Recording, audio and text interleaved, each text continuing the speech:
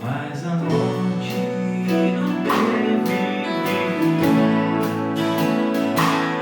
E entre os dias o Filho do amor ressuscitou.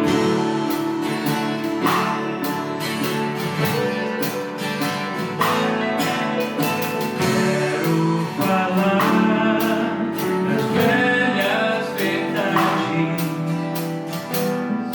pois o novo às vezes sou estranho demais. Quero ouvir as verdades eternas, boas novas que não perdem o fresco,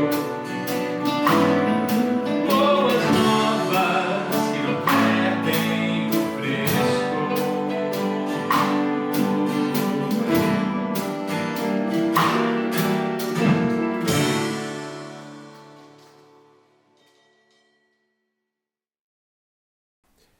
Damos graças a Deus por mais um domingo, damos graças a Deus também por este dia em especial, porque a Igreja Batista da Graça celebra 60 anos de vida e creio que pela primeira vez na sua história não é possível celebrarmos juntos, fisicamente, aquilo que Deus tem feito ao longo destes 60 anos para connosco.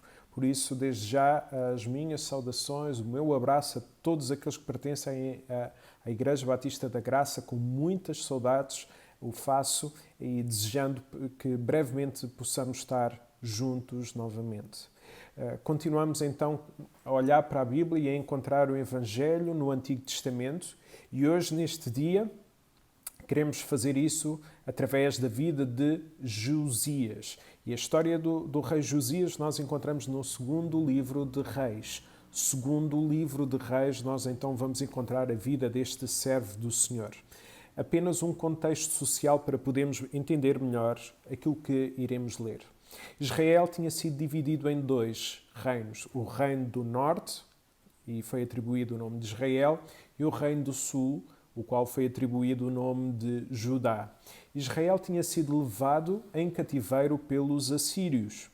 Josias foi rei de Judá entre o ano 629 a.C. até o ano 609 a.C. e era bisneto de Ezequias e filho de Manassés, os quais também foram reis de Judá, 13º e o 14º rei. O rei Ezequias, bisavô de Josias, procurou viver para Deus, destruindo todos os ídolos e procurou defender Judá do povo inimigo da Assíria. O seu problema foi que confiou no Egito para assegurar a vitória dos ataques que estava a ter.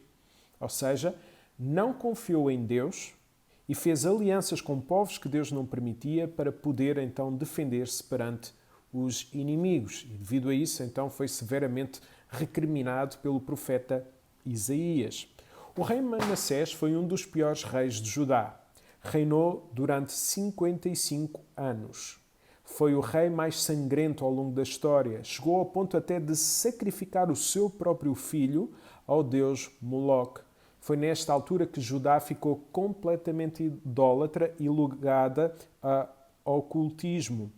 Por causa deste reinado, o Senhor Deus então prometeu que Judá iria ser julgado, levando assim com a sua ira, através do cativeiro. No entanto, no fim da sua vida, Manassés arrependeu-se e reconheceu que apenas o Senhor era Deus. Deus perdoou-o, não porque merecesse, mas Deus perdoou devido à sua enorme graça, um dom imerecido da parte de Deus. Contudo, o povo iria sofrer as suas consequências. Depois de Manassés, chegou então Amon, o qual reinou durante 2 anos e morreu logo. Imitou em tudo o seu pai. Então, o tema do livro de Reis é a graça gera o arrependimento e o pecado gera o castigo, gera a ira de Deus. Hoje iremos então encontrar o Evangelho na vida do rei Josias. Vamos então abrir as nossas Bíblias na segunda carta de Reis, capítulo 22, e agora o versículo 1. Segunda carta de Reis, capítulo 22, e agora o versículo 1, que diz o seguinte: Josias tinha 8 anos de idade quando subiu ao trono. Reinou durante 31 anos em Jerusalém. A sua mãe chamava-se Gedida e era filha de Adaías e natural de Buscate. Há uma diferença que, analisando, não é muita, mas em Crónicas refere que o rei Josias procurou logo fazer reformas. E aqui não. Agora, tudo isto aconteceu quando Josias tinha 8 anos de idade. É neste ambiente que surge a preocupação de Josias com o templo, pois este tinha sido desprezado durante muito tempo, desde o ano 803 a.C. Ou seja, mais ou menos 200 anos sem fazerem qualquer obra no templo de Deus. Relembrar que o templo significava a presença de Deus em todo o seu esplendor. Ao não cuidarem do templo, revelavam o tipo de relação que tinham para com Deus. Não cuidavam do templo, não queriam saber de Deus. Uma coisa era sinal da outra. Josias então mandou reconstruir o templo para dar a primazia a Deus. Vamos ver isso, versículo 8 a versículo 10.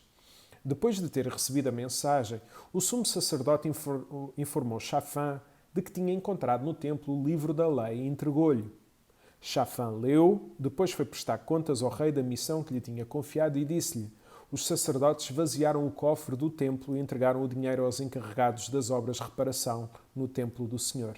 Pois acrescentou: o sumo sacerdote Ilquias entregou-me este livro e leu-o em voz alta para o rei. Então o sumo sacerdote achou o livro da lei e fez com que o mesmo chegasse até Josias. Durante 200 anos, sensivelmente, os sacerdotes andaram a fazer o trabalho de Deus sem a palavra do próprio Deus. Mantinham as atividades religiosas sem darem valor à palavra do Senhor. Como é que isto é possível? Alguns comentaristas sugerem que a lei fora deixada de lado, pois sabiam que a própria lei iria obrigá-los a mudar e a deixarem muitos ídolos de lado. E eles não queriam ter mudanças no seu estilo de vida. Os líderes, e por conseguinte o povo de Judá, só queriam as bênçãos e a proteção de Deus. Não estavam dispostos a fazerem mudanças conforme a aliança que Deus tinha feito com Abraão. Por isso, Deus houvera dito que a sua ira, o seu castigo, iria recair sobre eles caso não se arrependessem. Versículo 11 ao versículo 13. Agora, sucedeu, pois, que, ouvindo o rei as palavras do livro da lei, rasgou as suas vestes. E o rei mandou Ilquias, o sacerdote, a Aicão, filho de Safã, a Acbor, filho de Micaías, a Safã, o escrivão, e a Asaías, o servo do rei, dizendo: ide e consultai o Senhor por mim, pelo povo e por todo o Judá, acerca das palavras deste livro que se achou. Porque grande é o furor do Senhor, que se acendeu contra nós. Porquanto nossos pais não deram ouvidos às palavras deste livro, para fazerem tudo conforme está escrito no livro. Ao ouvir então as Escrituras, o rei Josias rasgou as suas vestes. É sinal de uma profunda tristeza, de um profundo pesar, mas também de humilhação pública. Ele reconheceu que a sua posição, a mais alta do reino, de nada valia perante o Senhor Deus. Quando se rasgava as vestes, era sinal também de arrependimento face ao que estavam a ouvir. Ele ouviu então a palavra de Deus e rasgou as suas vestes. Josias compreendeu assim a razão pelo qual o povo estava a sofrer com as derrotas constantes, simplesmente porque estavam então desligados do próprio Deus e da sua palavra.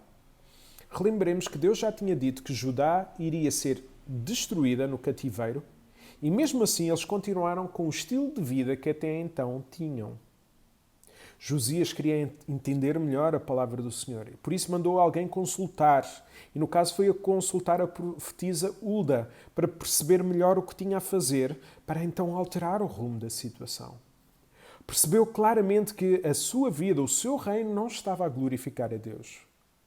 E por causa desta atitude de arrependimento, de rasgar das suas vestes, vamos perceber aquilo que aconteceu. Versículo 19. E arrependeste e humilhaste diante de mim, quando ouviste o que eu disse a respeito de Jerusalém e dos seus habitantes. Tu arrependeste, rasgaste as tuas roupas em sinal de tristeza e choraste. Por isso eu ouvi, eu escutei a tua oração. O que é que isto nos mostra? Que o Senhor ouve as orações daqueles que se humilham perante Ele. E mais, Deus transmite paz a esses corações. Deus prometeu também a Josias que, enquanto ele fosse vivo, o povo de Judá seria protegido do seu castigo, da sua ira. Josias apaziguou assim a ira de Deus sobre o seu povo. Não levou sobre si, mas apaziguou, acalmou a ira de Deus, o castigo de Deus sobre o seu povo. Começamos logo aqui a perceber a estrada, o caminho para o Senhor Jesus Cristo. Capítulo 23, versículo 3.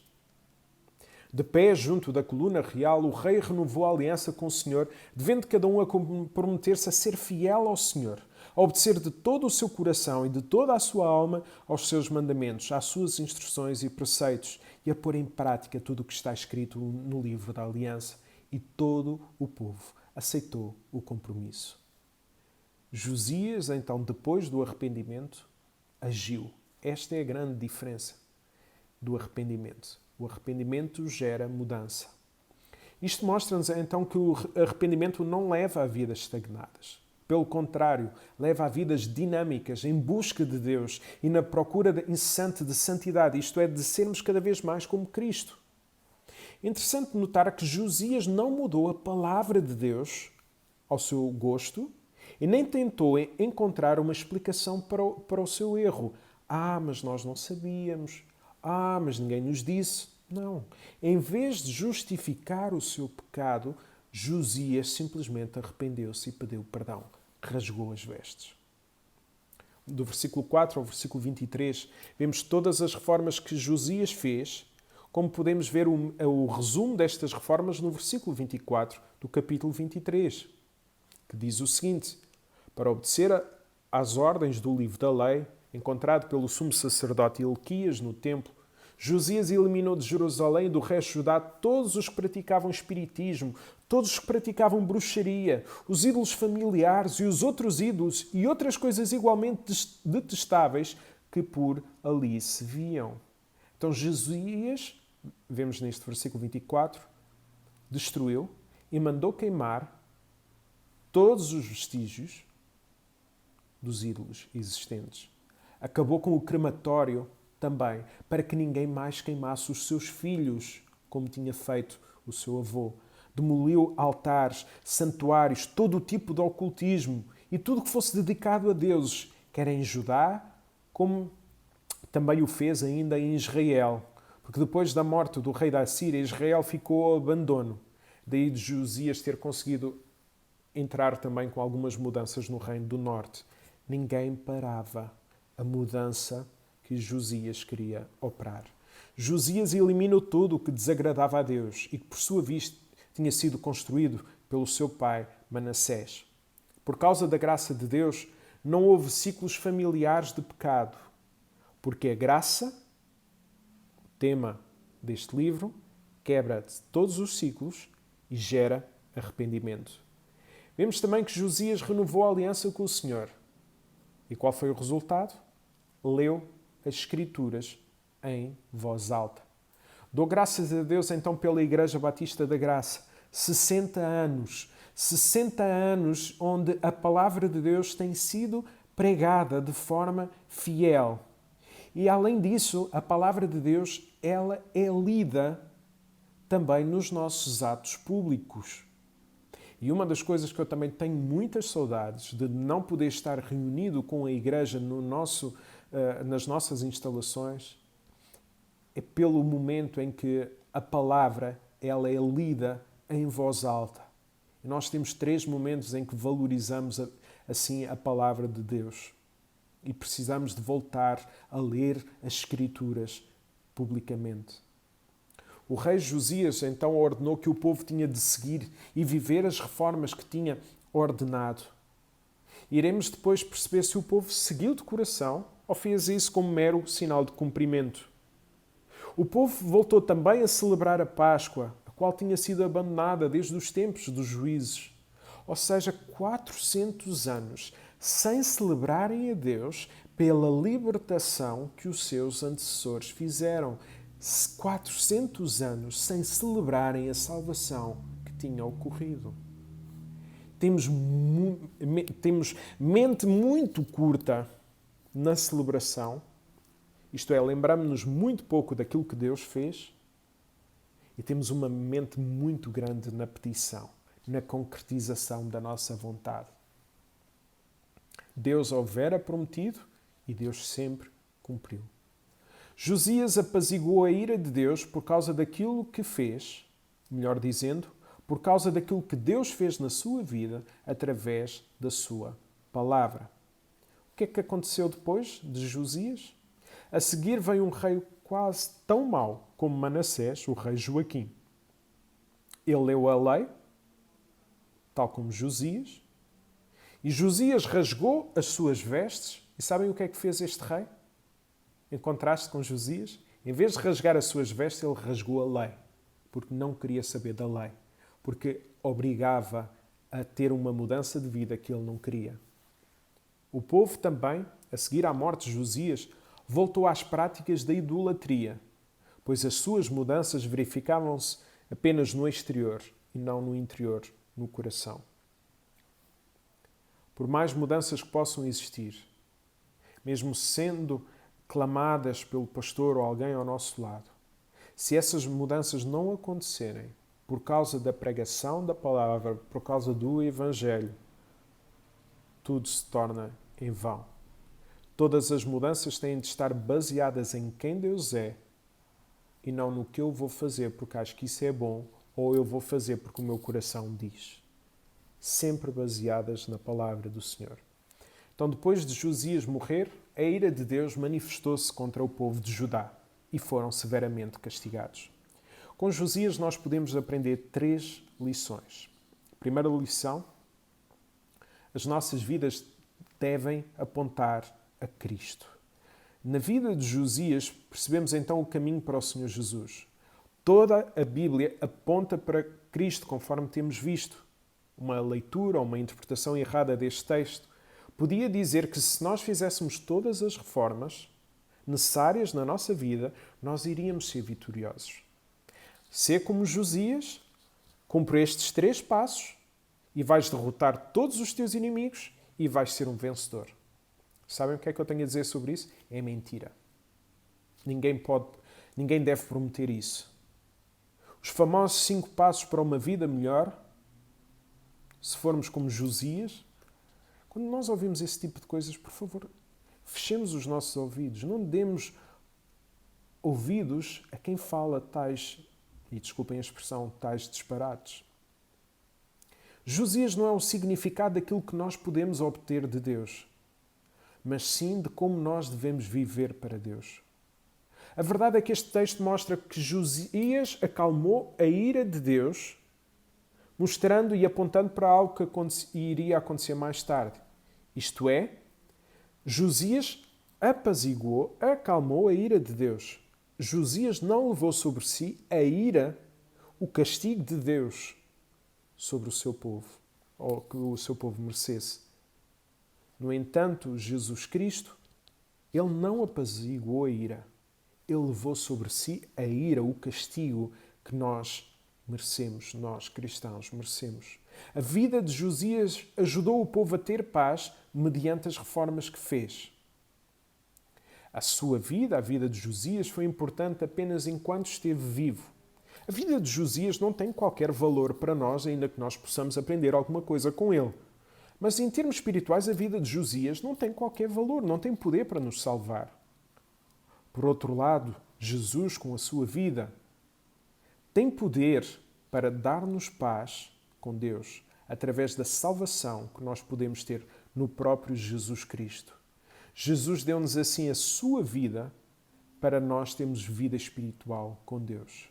A vida de Jesus teve impacto tanto naquele momento como para todo o sempre. E nós teremos uma eternidade para o comprovar. Na vida e na morte, é Cristo que dá significado. Cristo é a nossa identidade. Nós precisamos de encontrar Cristo para encontrarmos sentido para a nossa vida.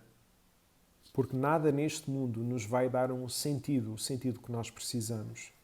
O nosso foco só deve ser Jesus. A nossa vida deve ser acerca de Jesus.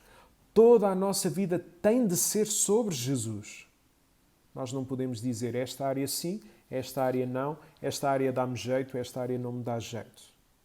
Toda a nossa vida deve apontar para o Senhor Jesus Cristo.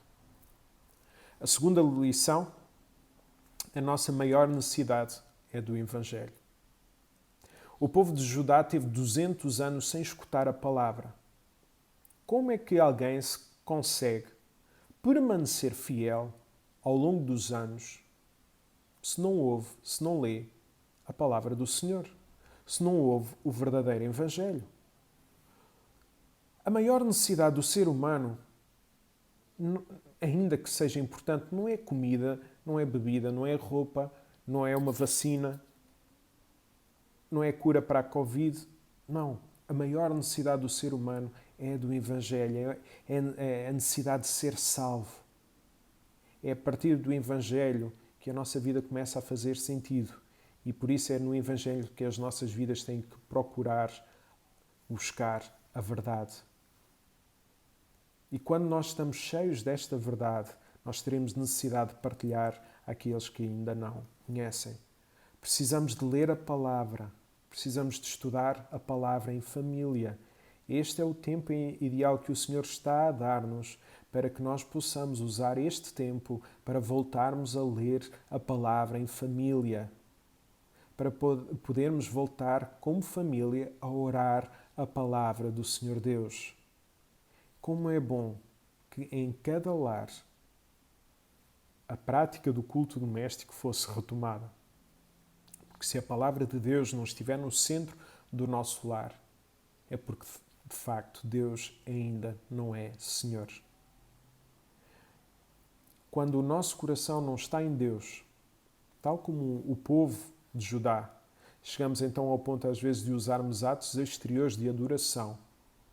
Cantar, ler até, ir até às instalações, visitar, seja o que for, que são às vezes apenas máscaras de um coração que está ligado ao mundo e ao nosso conforto pessoal. Precisamos de chegar até Deus, levar o nosso coração até Deus, para que tudo aquilo que nós fizermos possa vir do próprio Deus e não do nosso coração. Terceiro lugar e último, o arrependimento envolve a ação.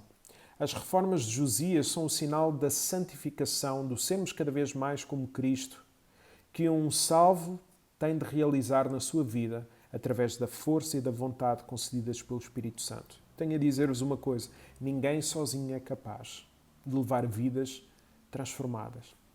É bom, eu não sou capaz, tu não és capaz, mas é a ação do Espírito Santo nas nossas vidas. Percebemos que o arrependimento não gera vidas estagnadas, gera sim vidas dinâmicas em busca de Deus e de sermos cada vez mais como o seu Filho. Em certo sentido, o pecado é igual a um tipo de político em altura de eleições que promete mundos e fundos e nunca mais cumpre essas promessas. Então, o pecado promete apenas aquilo que Cristo tem poder para fazer na nossa vida, isto é, dar o verdadeiro prazer e a real liberdade. Conforme vimos em Josias, não há elos pecaminosos que não possam ser quebrados em Cristo. Ser como Cristo deve ser o nosso desejo e tudo começa por pedirmos perdão a Deus e por reconhecermos que somos pecadores e que precisamos de Cristo para ser salvos. Ainda há arrependimento nas nossas vidas? Não tente explicar ou não tentes explicar as tuas falhas. Arrepende-te do teu pecado. Não tentes dizer, foi devido ao meu passado, foi devido à minha família, foi devido a este tempo difícil. Não. Senhor, peço-te perdão. Contra ti, somente pequei e fiz a que a teus olhos parece mal. Enquanto acharmos que são as nossas vidas que estão em causa e não o Evangelho, o arrependimento nunca irá surgir. Jesus veio dar àquele a quem o Pai lhe deu a maior mudança que pode haver. Jesus veio dar vida àqueles que estavam mortos espiritualmente. Será que nós sentimos vida, mesmo que em muitos momentos nós nos possamos estar a sentir defraudados ou em baixo? Será que nós sentimos alegria, a alegria que vem da salvação? Que este desejo possa ser encontrado na minha vida, na sua vida, na vida da Igreja Batista da Graça. E eu estou muito desejoso de voltarmos a estar juntos e a voltarmos a celebrar, enquanto corpo que somos, a bondade, o amor, a graça de Deus nas nossas vidas. E também o desejo de partilhar esta boa nova às outras pessoas que ainda não conhecem. E é uma bênção perceber que há muita gente, pessoas até que eu não conheço nem nunca ouvi falar, mas que estão a ouvir a palavra de Deus. E esta é, sem dúvida, a maior alegria que tenho tido no meu ministério nos últimos 2 meses. A alegria também de saber que há muitas pessoas que estão a ouvir a palavra do Senhor. E se esta mensagem foi bênção para a tua vida, partilha esta mensagem com os teus amigos, com os teus familiares, para que Deus possa usar a sua palavra para transformar outras vidas. Amém? Vamos então orar. Senhor bom Deus e nosso Pai, nós estamos muito gratos pelo teu amor e o teu cuidado para conosco. Bom Deus, nós te queremos pedir para que tu nos possas conceder arrependimento, Senhor. Nós queremos mudar a nossa vida para termos vidas que te agradem a ti somente, Pai. Ajuda-nos a encontrar o sentido para a nossa vida que só pode ser visto em Jesus.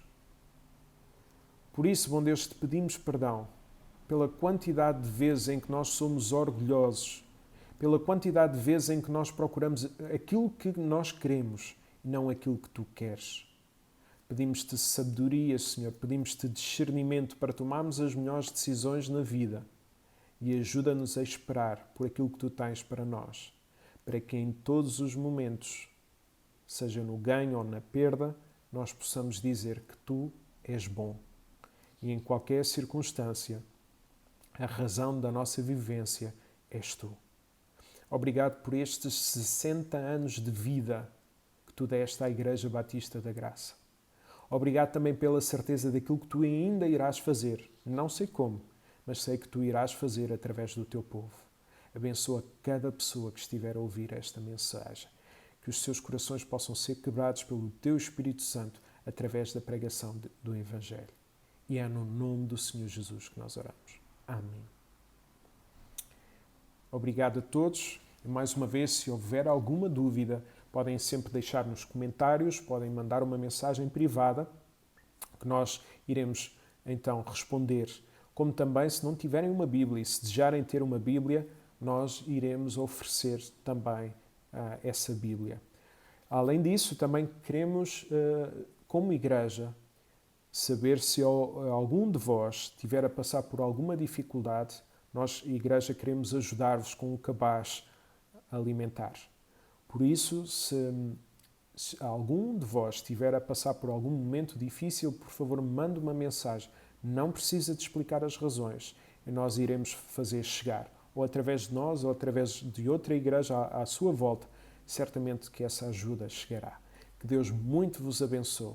E mais uma vez, muito obrigado por podermos estar juntos a celebrar estes 60 anos da Igreja Batista da Graça. 60 anos em que podemos dizer, até aqui nos ajudou o Senhor. Amém.